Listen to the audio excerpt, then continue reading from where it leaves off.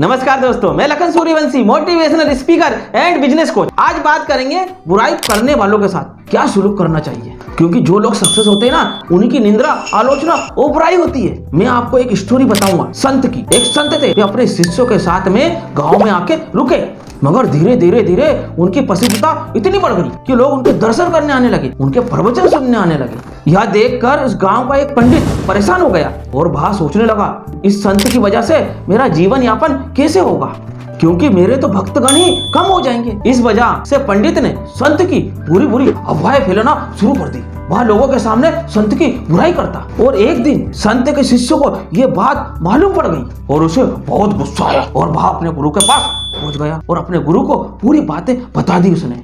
और संत ने शिष्य की बात सुनी और उससे कहा कि छोड़ो उसको, अगर मैं वो पंडित से वाद विवाद करूंगा तो यह बातें फैलाना बंद नहीं होगी, इसलिए इन बातों पर ध्यान देना नहीं चाहिए हमें भी।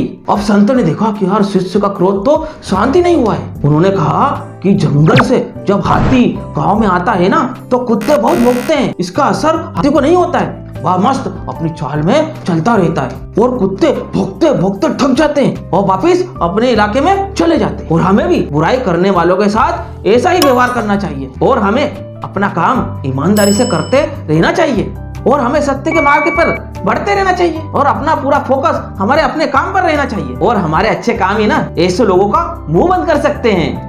देखो, इस कहानी से हमें शिक्षा मिलती है कि हमें नेगेटिव बातों पर ध्यान बिल्कुल भी नहीं देना चाहिए, और अगर हम नेगेटिव बातों पर ध्यान देंगे ना, हम अपने गोल और लक्ष्य से भटक जाएंगे।